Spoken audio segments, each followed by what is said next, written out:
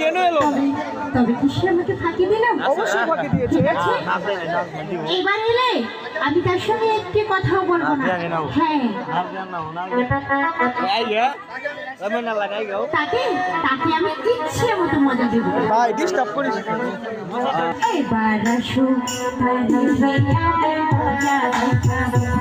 যদি ভুল ভুল হয় অভিমানে ঝরে যাবি, তবে মানা দিবি হে আমি কাজে করাবো। এবার আসো তারে বেয়ারে মজা দেখাবো।